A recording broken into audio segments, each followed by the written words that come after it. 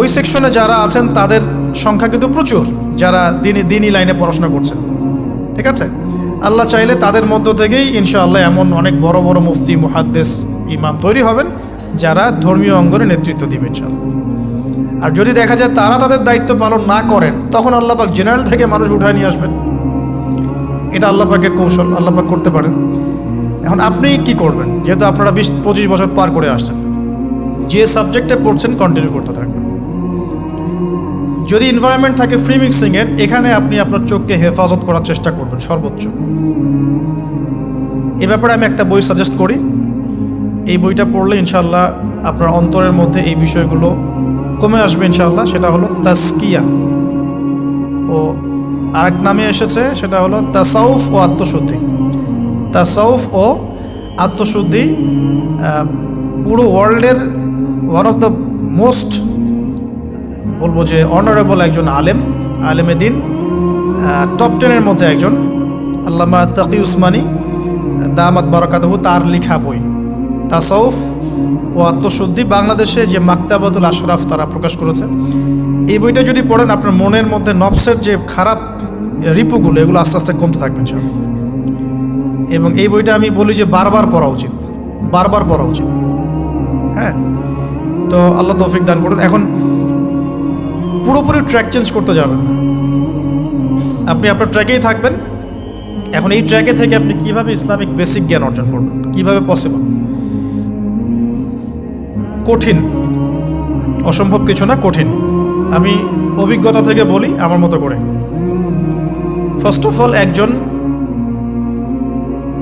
বিজ্ঞ কারি সাহেব, হাফেজে কোরআন বা কারি, প্রাথমিক স্টেজ বলছি, বিজ্ঞ একজন কারি সাহেব বা হাফেজে কোরআন, যার সাথে আপনার ভালো সম্পর্ক বা যাকে আপনি চিনেন, রিনাউন্ড, বা যিনি খুব কোঅপারেটিভ, আপনাকে সময় দেন, টাইম দেন, এরকম কারো কাছে গিয়ে আপনি কোরআন তেলাওয়াত করা শিখবেন আগে।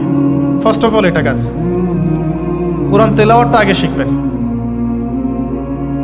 আমি তো যে দুঃখ করে বলি, কষ্ট করে বলি, যে আমাদের এই দিনী অঙ্গনে এমন অনেক মানুষ আছে যারা ইভেন কোরআন রিসাইট পর্যন্ত করতে না পেরেও অনেক বড় বড় জায়গায় অভিনয় করেন, দিনিয়াতের অভিনয় করে যান, নিজের সাথে অভিনয় করে যান। অনেক সময় উদ্ধতাবশত বড় বড় আলেমদেরকে বাহাসের জন্য চ্যালেঞ্জ করে থাকেন, অথচ কোরআন তেলাওয়াত শুদ্ধ না। কোরআন তেলাওয়াত শুদ্ধ না মানে নামাজই হচ্ছে না। কোরআন তেলাওয়াত শুদ্ধ না মানে কি? নামাজ হচ্ছে না। কবুল করার মালিক তো আল্লাহ, শর্ত তো এটা। কবুল করার মালিক তো আল্লাহ। আল্লাহ পাক চাইলে কেউ এক ওয়াক্ত নামাজ না পড়লেও তওবা করে ফিরে আসছে মৌতের আগে, হয়তো আমরা জানি না, আল্লাহ মাফ করে দিয়েছেন, হতে পারে না? এটা তো শর্ত। কোরআন তেলাওয়াত তাজবিরের সাথে শিখতে হবে। তো এখানে যদি একজন আলেম থাকেন, একজন কারি থাকেন, হাফেজ থাকেন, তার কাছে আপনারা ব্যাচ করে পড়লেন, অথবা সে যদি কোনো ইনস্টিটিউট খুলে সেখানে আপনারা একটু সময় দিলেন, বা যারা পড়তে জানেন আবার মস্ক করে নিলেন। ফজরের পর 1 ঘন্টা, সপ্তাহে 3 দিন, 3 মাস এনাফ। ফজরের পর 1 ঘন্টা, সপ্তাহে 3 দিন, আপনার 2 থেকে 3 মাস যথেষ্ট। কোরআন তেলাওয়াত আপনি শিখে ফেলবেন ইনশাআল্লাহ। এটা প্রথম কাজ। এটা না করে পরের কাজগুলো আসলে পসিবল না। এগুলো সব জাতামাতা কাজ হয়ে থাকবে, এগুলো মানে পূর্ণতা পাবে না। প্রথম কাজটাই কোরআন তেলাওয়াত শেখা। এরপরে আপনার অনেকে তাবলিগ জামাতে সময় দেন, সময় দিবেন। অনেকে দেখা যায় যে বাসায় তিনি বই পুস্তক পড়েন, এগুলো পড়বেন, ঠিক আছে। অনেকে হাদিসের বইয়ের যে অনুবাদগুলো হয়েছে এগুলো পড়বেন, সমস্যা নেই। কিন্তু কোরআন তেলাওয়াত অবশ্যই শিখবেন। তারপরে আপনি যদি এখান থেকে বের হওয়ার পরে বা রানিং অবস্থাতেও যদি সময় বের করতে পারেন, তাহলে মাদ্রাসা অঙ্গনের কোনো আলেমের সহবতে গিয়ে আপনি অ্যারাবিক ল্যাঙ্গুয়েজ এবং অ্যারাবিক গ্রামার শিখবেন।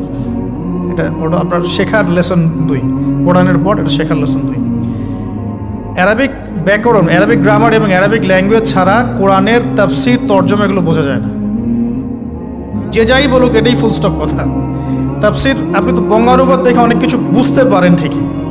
আল্লাহ পাক বলেছেন সুদ খেও না, জেনার ধার কাছে যেও না, এগুলো কমন মেসেজ, সেগুলো সবাই নিতে পারে।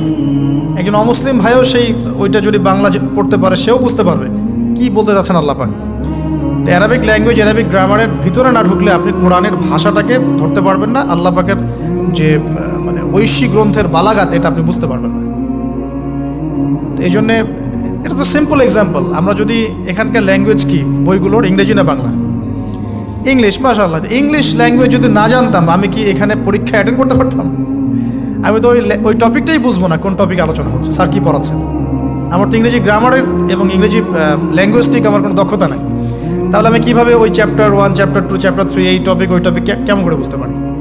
সিমিলার এখানে কোরআনের ক্ষেত্রে যদি আপনি ল্যাঙ্গুয়েজগুলো না জানেন এবং গ্রামারটা না বোঝেন, তাহলে কোন সূরার ভিতরে কি গভীর মর্ম এগুলো আপনি ধরতে পারবেন। ভাষা একটা অর্থ বুঝতে পারবেন, ভাষা অর্থ পরীক্ষায় পাশ করাতে পারে, কিন্তু A+, গোল্ডেন A+ আনতে পারে না। আশা করি আপনি বুঝতে পারছেন যে আমি কী বলতে যাচ্ছি।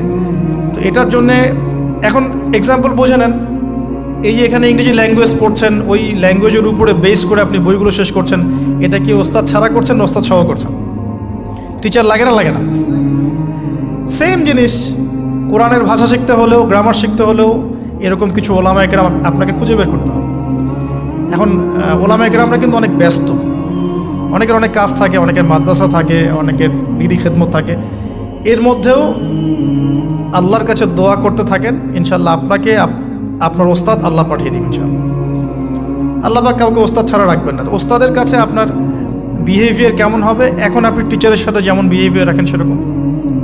তিনি সবক দিবেন, আপনি সেটা বাসায় কভার করবেন, নতুন পড়া নেবেন, আবার পড়া দিবেন।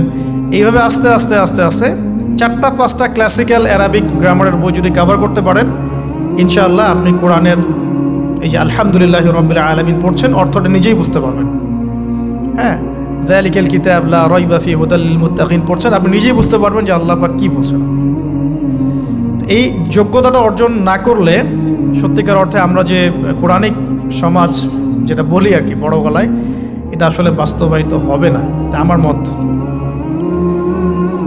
আর এরপরে আপনি আরও উঁচু লেভেলে যদি পড়তে পারেন, যে পড়াশোনা শেষ, আপনার জব সেকশন নিশ্চিত, আপনার সময় আছে মাশাআল্লাহ, এখন এই সময়ের মধ্যে আপনি চাইলে হাদিসের যে কিতাবগুলো, হাদিসের বেসিক কিতাবগুলো মোতালা করতে পারেন, যে কাজটা আমি এখন করছি। হাদিসের বেসিক কিতাবগুলো আপনি মোতালা করতে পারেন। এটার জন্য অ্যারাবিক এবারত পড়ার যোগ্যতা অর্জন করতে হবে। এটা কি জিনিস? এটা হচ্ছে জবর জের পেশ ছাড়া আরবি পড়ার যোগ্যতা। এখন যে কোরআন তেলাওয়াতটা আপনি শিখবেন, সেটা হচ্ছে জবর জের পেশ দেয়া কোরআন আপনি পড়বেন, তাই না? কিন্তু হাদিসের যে বইগুলো আছে, এই বইগুলোর মধ্যে কিন্তু কোনো জবর জের পেশ দেয়া থাকে না। মৌলিক কিতাবের কথা বলছি, মৌলিক যে বইগুলো। অনেকে মনে করেন অনুবাদ করা বইগুলোই মনে হয় মূল বই। এগুলো হচ্ছে ওই বইগুলোর অনুবাদ, আংশিক অনুবাদ, পুরোপুরি অনুবাদ নয়। মূল বইগুলো পড়তে হলে এবারও পড়ার যোগ্যতা অর্জন করতে হবে। এটা level 3 Arabic grammar, Arabic language শেখার পর এই লেভেলে মানুষ যায়। তাহলে একটু ধাপগুলো চিন্তা করতে থাকেন, কোন ধাপে গিয়ে কোন বইগুলো পড়তে হয়। আর অনেক সময় আমরা কি উদ্ধত আচরণটাই না করি হুজুরদের সাথে, আলেমদের সাথে, স্কলারদের সাথে। বিকজ আমাদের সামনে একটা চমৎকার প্ল্যাটফর্ম আছে ফেসবুক, তাই না? এখানে তো মানে রাত দিন, দিন আর রাত, একে রাতকে দিন বানানো যায়, দিনকে রাত বানানো যায়। হ্যাঁ, এখানে ওই যে আলোর প্রতিসরণের মতো হয় আর কি, সাইজ এতটুকু, বিম্ব হবে এত। তো আল্লাহ মাফ করুক আমাদেরকে। এখন হাদিসের মোতালা যদি করতে না পারেন, ওই পর্যায়ে যেতে না পারেন, তাহলে কি? তাহলে ওই হাদিসের মধ্যে যে কিতাবগুলো বাজারে অনুবাদ হয়েছে ওগুলো পড়তে হবে। যেমন অনুবাদ হয়েছে ফয়জুল কালাম একটা হাদিসের কিতাব, মাদ্রাসায় পড়ানো হয়। এর মধ্যে চমৎকার অনেকগুলো হাদিস আছে, প্রায় সম্ভবত 1000-এর বেশি হবে। এরপরে মোতালা করতে পারেন আপনি মিশকাতুল মাসাবিহ, এই বইটাও অনুবাদ হয়ে গেছে, এটাও ভালো কিতাব মাশাআল্লাহ। এরপরে আছে রিয়াদুস সালেহিন, এটাও একটা চমৎকার কিতাব। বুলুগুল মারাম মিন আদিল্লাতিল আহকাম, এটা একটা কিতাব আছে, এটাও মোতালা করতে পারেন হাদিসের। এরপরে আছে আপনার এখন যেটা বলছি, ইসলামিক ফাউন্ডেশন হয়েছে অনেক আগেই। এছাড়া বাংলা বাজার ঢাকায় যে ইসলামিক লাইব্রেরিগুলো, প্রকাশনা সংস্থাগুলো আছে, তারা মোটামুটি আবু দাউদ, তিরমিজি, নাসাই, ইবনে মাজা, কোনো প্রকাশনী বুখারী মুসলিমের কিছু ভার্সনও অনুবাদ করেছে। তবে এই উঁচু লেভেলের হাদিসের কিতাবগুলো শুরুতেই হাত দেওয়া যাবে না। এটা একটা মাথায় রাখবেন। শুরুতেই এই বড় বড় কিতাবগুলো হাত দেওয়া যাবে না। প্রথমে মানে আমরা তো আগে এসএসসি ইন্টার পাস করে এখানে আসছি না, নাকি আগে ডাইরেক্ট এখানে ভর্তি হয়েছি? একই বিষয়। ওরকম ফয়জুল কালামের মতো বইগুলো আগে পড়তো, ফয়জুল কালাম, আলফিয়াতুল হাদিস, রিয়াদুস সালেহিন, মিশকাত, এগুলো আগে পড়তো। তারপরে গিয়ে যদি যোগ্যতা হয় ওই বইগুলো হাত দিবেন। তবে অনেক সময় দেখা যাবে একটা হাদিস বুঝতে পারছেন না, কোরআনের আয়াত বুঝতে পারছেন না, ওই অবস্থাতেই ওই হাদিস এবং ওই কোরআনের আয়াতকে রেখে দিবেন। এটাকে নিয়ে কোনো রকমের কনক্লুশনে চলে যাবেন না, আর ওইটাকে নিয়ে প্রচার করতে যাবেন না। বরং এগুলোকে একত্রিত করে সপ্তাহে একদিন আবার আলেমের কাছে চলে গেলেন, ওস্তাদ এগুলো বুঝি নাই, লাস্ট উইকে আমি এগুলো পড়েছি, এটা বুঝি নাই, তিনি বুঝিয়ে দিবেন ইনশাআল্লাহ।